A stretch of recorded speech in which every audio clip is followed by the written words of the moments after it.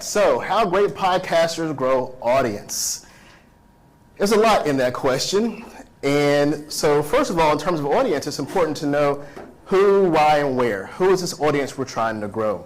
And the biggest question in that we need to know is, what kind of podcast do you have? So I put these in two very broad categories: entertainment versus a business podcast. So just so I understand who's in the room, how many of you have podcasts that are more personal related or human related versus branded? Personal? Okay, about maybe 8 or 9. How about those who are attached to a brand or a business? Great, okay, maybe about 2/3 of those. Okay, great, they're just gonna really resonate with you. So let's talk about the entertainment podcast first and some of the differences between the two, because it's important when you start thinking about how do I promote it, you need to know that there are very big differences depending on the kind of podcast you have. So entertainment podcast is going to be, the purpose is maybe to support a cause, to educate, to entertain, or maybe just to monetize a podcast as a business. The format's going to be different. It's going to be very, often it's just unstructured. It could be just entertainment, it could be a conversation. The tone could be, wide range, could be less formal, it could be more humorous, or it could be about pop culture. So there's going to be certain nuances in the tone. And then the target audience could be very broad, and it's often targeted towards a certain social demographic. Like, for example, Bernie's Midlife Fulfilled, he knows his social demographic that he's targeted for. It isn't about a brand, it's about a certain type of person who can resonate and relate to that podcast. Now with a business podcast, the purpose is a little bit different. You're going to be looking for brand awareness, you want to build authority with your brand, thought leadership. A big one is boosting your content output. Podcasts are a great source for more content. And then also, of course, lead generation. That's one that people think is more difficult than it sometimes it actually is, or they forget that you can actually generate leads with podcasts. But it is content, and it goes in the same funnel as other content marketing. You can actually generate leads from that. The format tends to be more structured, semi-scripted, and I emphasize semi, never script out your podcast. We have a client who they're all analysts, and the more words we give them in their outline, the more they'll read. So we tend to bring their bullet points down. We've actually gone up and down the scale of how many words we give them. We had to find out, okay, 10 words per bullet point max. Sometimes they get their scripts and add it to 15 or 30, but we try to scale them back so they don't read. The tone, of course, is going to be more professional, technical to your industry. You might use some industry jargon, and most importantly, it's toned to your target audience. And then, of course, your target audience could be potential customers. There could be industry peers, could be employees. We have some podcasts that are internal, and so the audience is internal. And so, in terms of promoting it, you may turn to HR to help promote the podcast, and you know exactly what your full audience is in that case. So in terms of where do you focus on promoting your podcast? Again, it's different depending on what kind of podcast you have. So the promotion focus with an entertainment podcast is you want to engage with your fan communities, collaborate with similar podcasters is a good way to, Bernie and I have worked together on podcasts. I owe him one. I've been on his podcast. And that kind of collaboration allows us and you to talk about each other's podcasts and, of course, promote those. Focus on the uniqueness of your podcast. Even if you launch a podcast today on cars, of course, there's millions of them. So you got to figure out what is your unique angle, what is your tilt, as Joe would say, about cars. If you're in a business, it might not be as unique because you're talking about a certain industry. Heavy reliance on social media, and the biggest one is, and we're going to probably have some static and debate on this one, when you're doing an entertainment podcast, the promotion is primarily directed back to your podcast. It's saying, I have a podcast, come back and listen to my podcast. You're going to see the difference in a moment.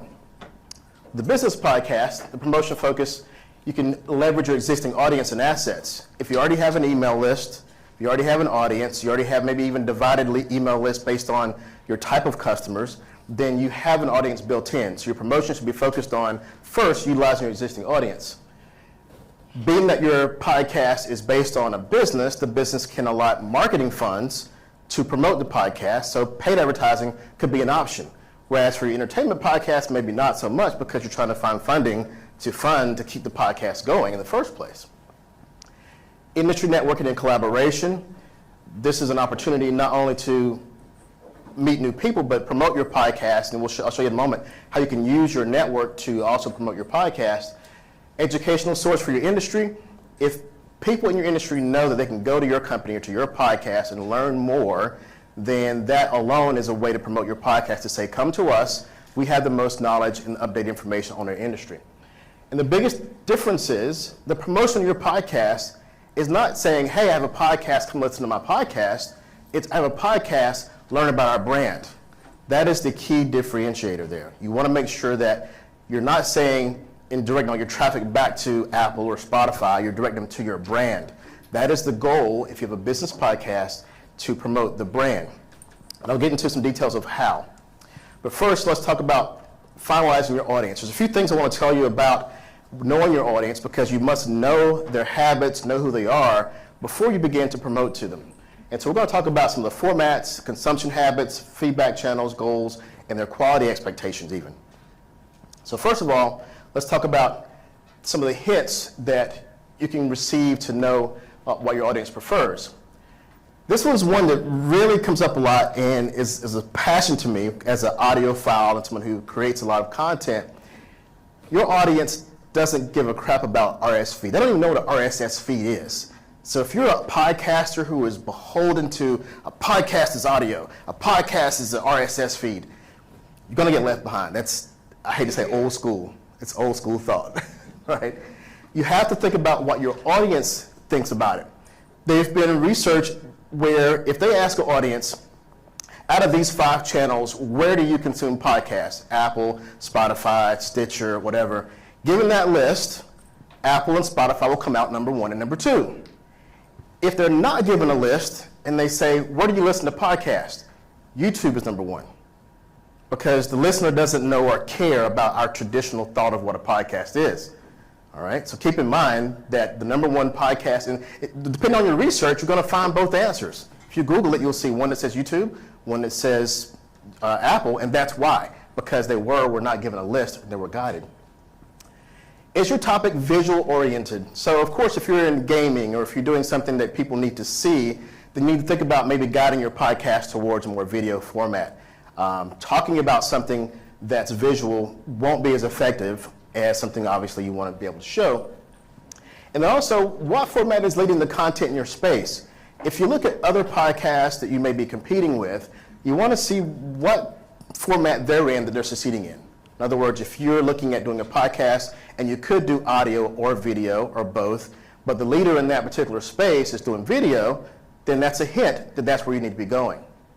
If the leader is in audio, perhaps maybe like the engineering ones before, and your audience is happy with and they're commuting, they want to listen to audio, that could be a hint as to where your audience is and where you may want to go. The other thing is knowing your own abilities. What can you be consistent with? A lot of podcasters want to do video, but they're not going to be able to be consistent with it. So you have to figure out, okay, maybe I want to, maybe my audience is doing video, but it's better to be consistent at maybe your secondary format than to be inconsistent at the one that you think is your primary. So which one can you be consistent at? Also, you want to understand the path to opening communication with your listeners. If you already have an email list, that should be your starting point. That's an advantage that businesses have. You have a customer list, you know you can start promoting to people who already know your brand. If you have a social platform that's leading, so you may have Instagram but not LinkedIn, or LinkedIn and not TikTok, find the one where you already have an audience and obviously start there. And also look at your website traffic. How can you get your web team involved to say, look, we're getting traffic to these certain pages. Can we put a banner on this high-ranking page to get some attention to our podcast? We've done analysis for some of our customers where we realized that the web team and the podcast or social media team weren't even talking to each other. And so you have all this traffic going to either the podcast that doesn't get to the website, or the website doesn't know they even have a podcast. So keep in mind those things. So understanding why your listeners even listen. For business podcasts, of course, they want to stay informed, learn something. My favorite one that I listen to podcasts for is kind of virtual mentorship. You know, listening to people in their lives and what they do and their expertise and learn from them. And then, of course, for entertainment, it's more like an escape, a laugh. to participate in a community, to be able to listen to people. That's why I love Bernie's podcast. It's a community. I get a chance to listen to people, hear their stories, who are like me, and I feel a part of that community of people who are midlife fulfilled. Quick note about another peeve. I'm gonna have a few slides that are peeves that I have to pull out here, and that's quality. Can you get away with low quality? So you may hear other podcasts in your space that are getting away with low quality. I would say, yes, you could do it, but not for long. You're gonna see a curve something like this one. This isn't a scientific research, this is just a graph to show you my opinion. But it's an educated opinion. It's an educated opinion. As an audiophile, as a producer of lots of podcasts, it's an educated opinion. So we'll call it it's a hypothesis, I suppose. Opinion virtualization. There you go. So opinion virtualization. It's a tongue twister. That's why I didn't try to say it. But I'll take a note of that one. The thing is, your listeners won't know. Can I go back on that? Won't know why they don't like your podcast, or they won't know why they're not listening. So we'll get to this quality thing in a moment, but first of all, understand the quality that your listeners expect. And if your competitors sound really good, don't go in sounding, I'm trying to think of a better term, less quality, because it's going to hurt you in the long run. And I'll talk to you about that in a moment. The last thing I kind of added at the last minute is, planning for consistency. What can you do consistently? Plan ahead, outline your topics, batch, set deadlines, delegate tasks, and then develop a routine. Once you have a routine in your podcast, it's easier to stay motivated and keep it going. Let me get a shot of that. So back to my rant about quality. I call this the production paradox. Your listeners may tune out, and they won't even know why they tuned out. And they certainly won't tell you why, because they don't know. They just decided not to listen. I'm going to give you some hints as to why they might stop listening. So the thing is, they have no idea why they felt the audio or video content wasn't good. There's a psychology to it. There's frequencies that as humans we like or don't like. And I don't mean just your voice, I mean the tones that a producer could clean up in certain podcasts. Then there's a signal to noise ratio. I was listening to a podcast that I was really interested, I was really enthralled in. I'm in my truck driving, listening to it. The host volume was at 11, the guest was at 2. So I'm riding up, riding down, riding up, riding down. And then he gave a shout out to his production company. I was like, wow. Needless to say, I did email him and say, hey, here's some helpful things your producer could do on your show. If they won't do it for you, of course, call Content Master. We can help you with that. So a few things. Signal to noise ratio. That's a very technical audio term, but really it just comes down to how much of your voice are you hearing versus how much of everything else. It could be the room echo, could be reverb, could be the air conditioning above your head. Those are things that no one will tell you that's annoying about your podcast, but they'll feel it and they'll just decide to listen to a different podcast, right? So I was watching someone recently do a podcast and they had one of the most popular, one of the best podcast mics, a Shure SM7B. The mic was right here and they're talking like this. They just spent $400 or $500 on a microphone, they're not even using it. They could have got a $50 fine and done the same thing, right? So if you're gonna get a microphone that's expensive, learn microphone technique. Equal volumes, show pace, that has a lot to do with your outlining and knowing how to keep the show going on track. Plan topics, and if you're doing video editing helps in terms of changing things back and forth every few seconds. I'm guilty of not doing that one great myself. I have a podcast called The Business of Marketing. I do a lot of side-by-side recording. Every now and then we'll have a podcast where we'll do the full video editing to keep things moving and do more full screen.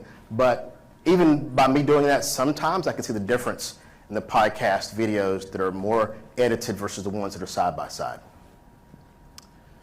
Repurposing. Now, if marketers that are in here, you know all about this term. And so I'm going to give you kind of a framework that we use on my podcast. It's proven successful in a lot of other company podcasts. So starting off with your episode and your graphics. Now, once you have that, of course, you're going to go to your RSS feed that we know about, that our consumers don't care about. But to get to Apple and Spotify, your audio embed, you want to make sure to put that on your website and let it be known to your web team to use that embed. Website landing page, I'm going to talk about that a lot. And then, of course, your own newsletter. It could be saying that this episode is out to tell everybody about it, or it could be a blurb inside your existing newsletter to say, by the way, this is the part about our podcast, new episode. So you take those audio clips and copy, and then once you have that, by the way, is Deidre here? Okay, I was going to give her a shout out. Anyway, I'll still give her a shout out. This company called CapShow. There's several companies.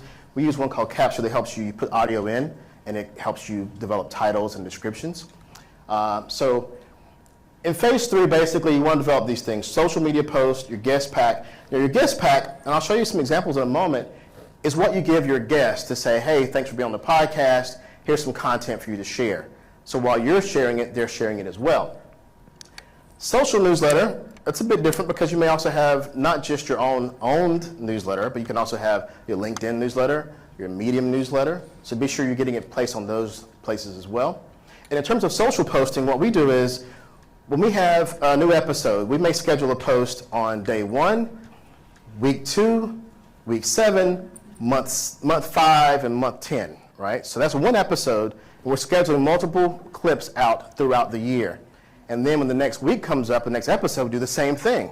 And the result is a compound effect, right? So I had a post since I've been here that was posted, and it has over 3,000 views on LinkedIn and comments by many people who were here. That episode, and someone even said, hey, great new episode. That was recorded like last October, right?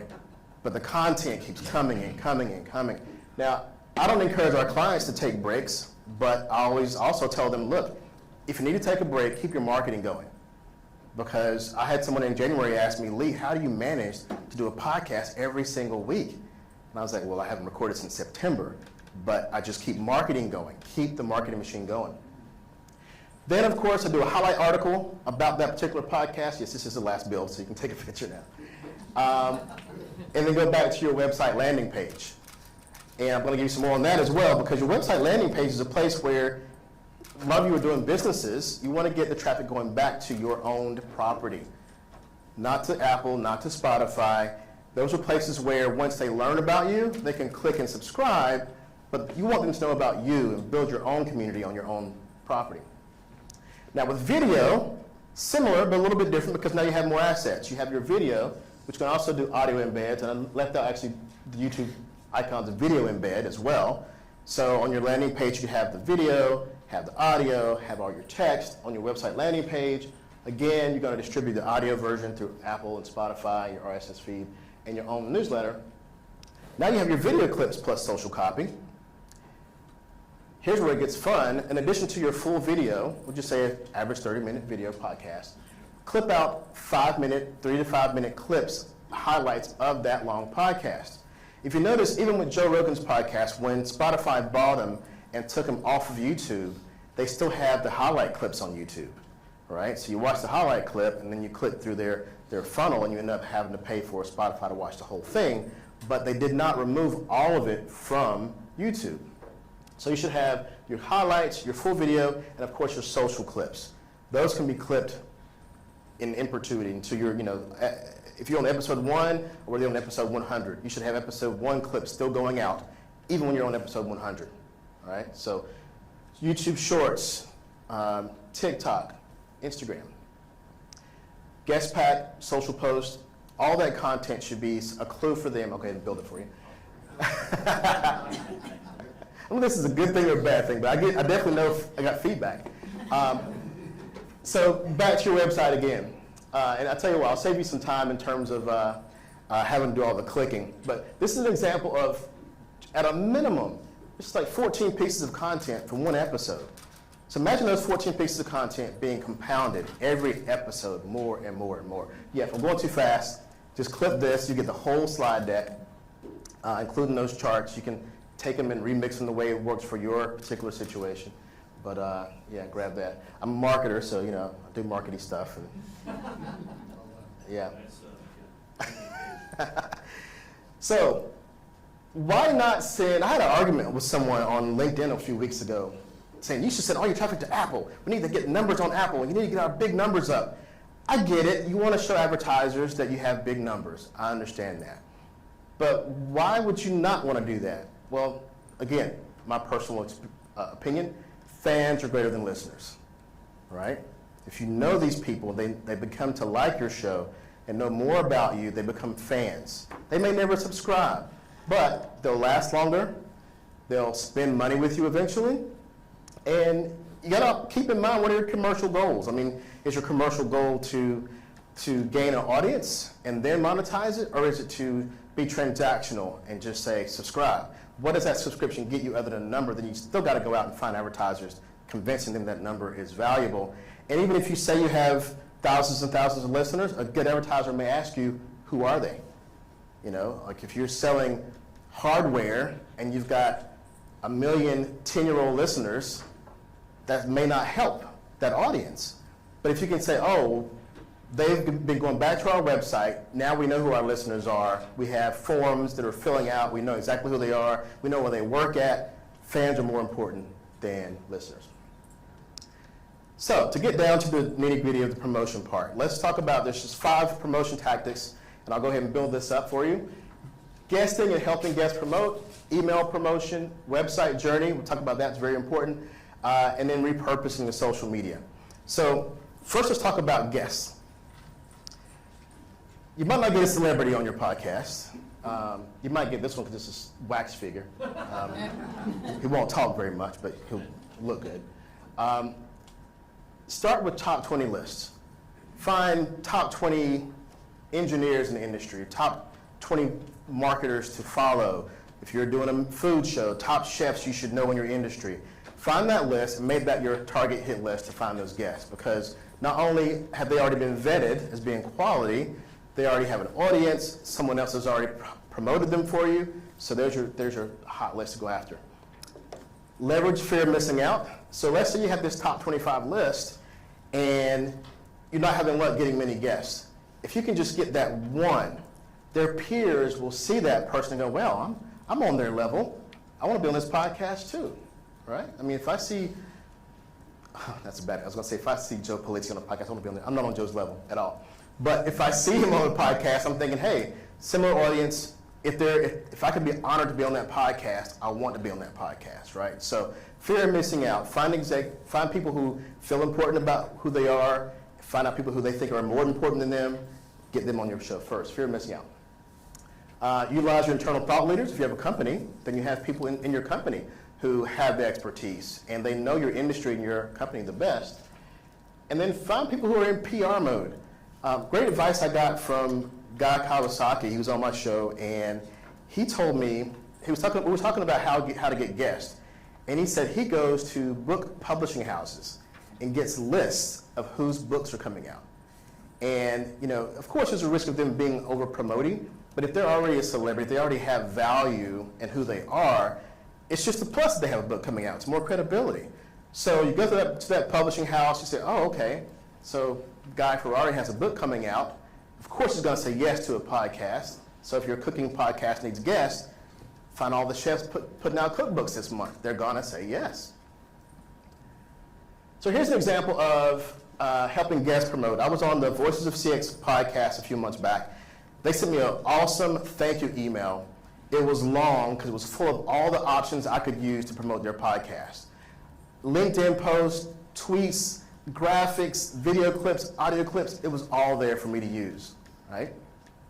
Another example from my own show, the thank you email we send out to them saying, hey, thanks for coming to our show, the podcast is live, here are a few things that you can share. Now you don't expect that person to share everything you give them, but you give them enough variety that fits into what they do so they have something that works for them. Like for me, I prefer posting images and video. So if your podcast pack for me has video in it, that's what I'll use.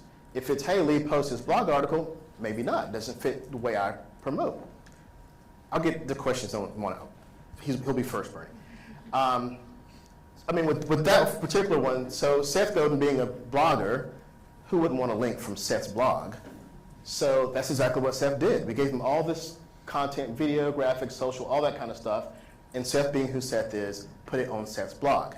And to this day, we get backlinks from Seth's blog. So it fit that he used the content that worked for him, but we had to include all kinds of content to find the one that worked for him. So your email promotion out to your audience, be very brief. Like, this is a new episode, this is what it's about, this is who was on it. You'll learn these 5 things. You know, no long transcription, no long information, just be very brief about what it is, main takeaways, include an image to help them recognize that face. Now for business and entertainment, maybe a little bit different. For your business, you definitely want to link back to your web page with embeds, right? So you say, click here to learn more about the episode or to watch the episode or listen. They go back to your website, they can consume it all right there. Again, they may never subscribe, but you have website traffic. You've already won. I have a form on my website beside each episode. We actually get leads from the podcast. So back to your website, and then if you're doing entertainment and you're really after those numbers to brag about for entertainment, then you're sure you can link back to Apple or Spotify. The website journey is very important as well. So those social posts, all of our social posts link back to an episode page on the website, not to Spotify or Apple. I'm going to beat this horse to death in this presentation because I'm passionate about that fact. That episode page, you can load and change and update information as long as you want because it's your property. Even on your metadata that's in Apple, you should have links back to your website. And then on top of that, you should have a pod role on your website. We have so many companies we find when we start working with them, if they already had a podcast, they had no place on the website to show all their episodes. And so if you link back to that page, we call it a pod roll, then you get there and you go, oh, I came for this episode, but I want to listen to these 3 other ones as well. How do I do that? Oh, I subscribe.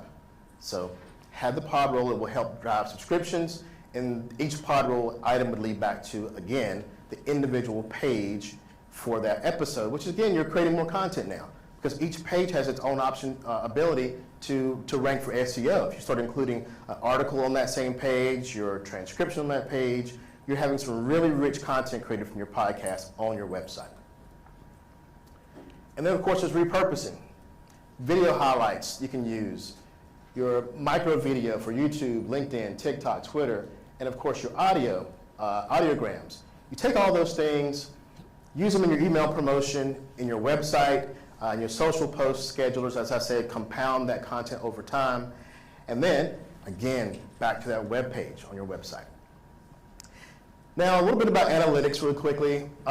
You have to know so you can grow. Sounds like reading Rainbow. Hey, it worked, right? I improved that reading Rainbow works. I can rhyme. So there's a few metrics. Some of them I say are more popular, and then some are more important. So the popular ones, the ones you'll find on your host or on your aggregate sites rather, not your host, like Apple and Spotify.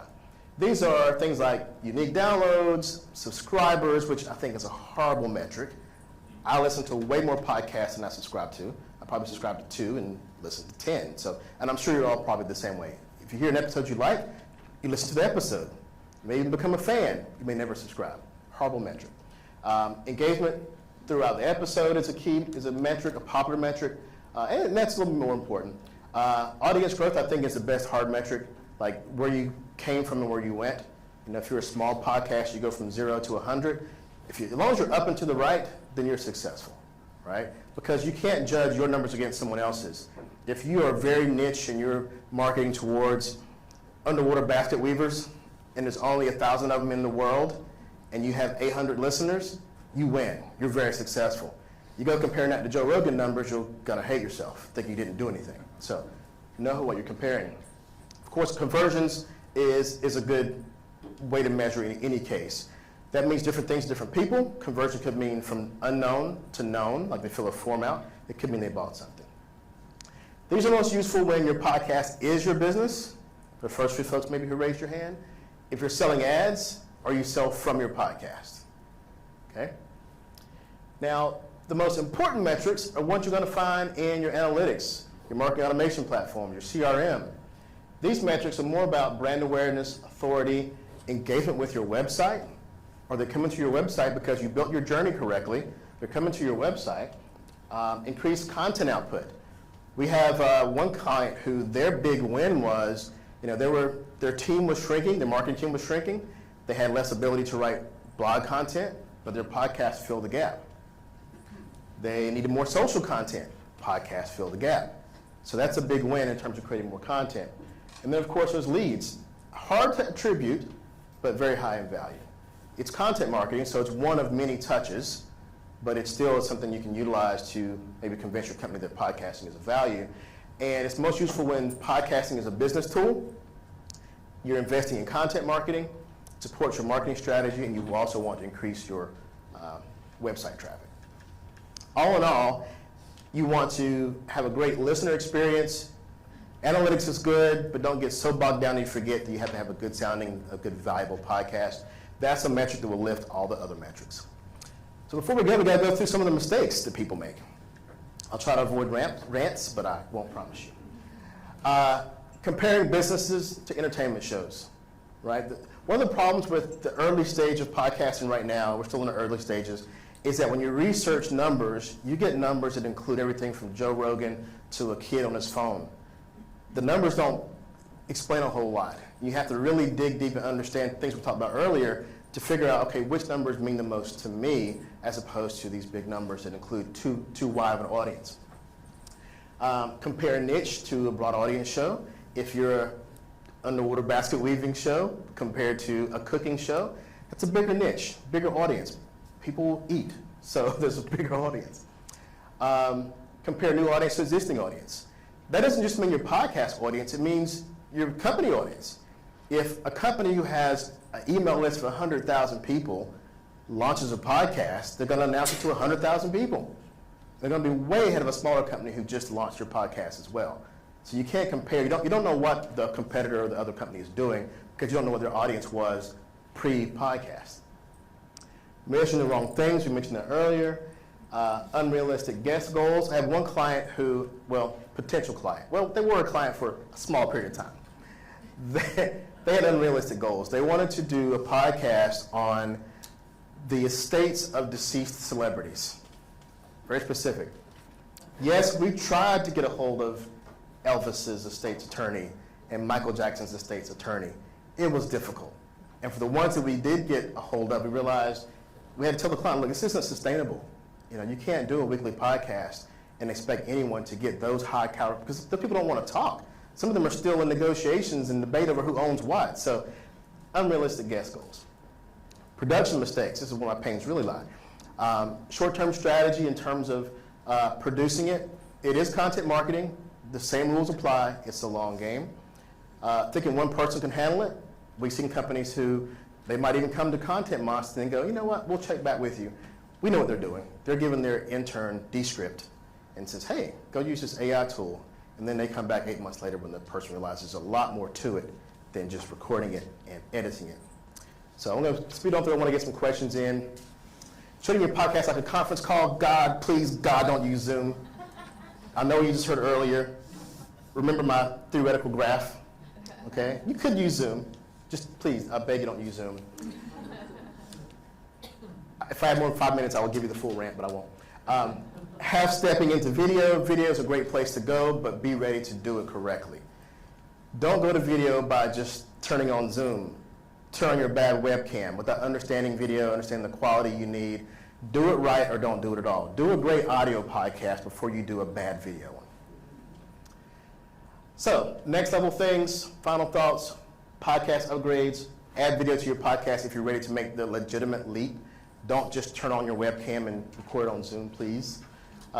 Build your first-party database. Own your audience. First-party database. Drive them to your website.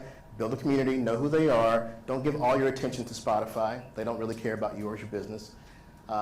Increase your repurpose formats. If you're not doing shorts for YouTube, if you're not doing audiograms, investigate, go back into that chart I had and try to find all those places that you can create content.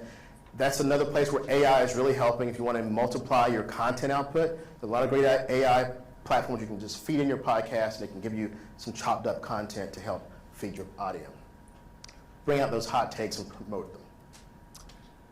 Quick takeaways, be clear in your podcast type. Define if you're entertainment or business. Know that before you head down this path, because the path is different.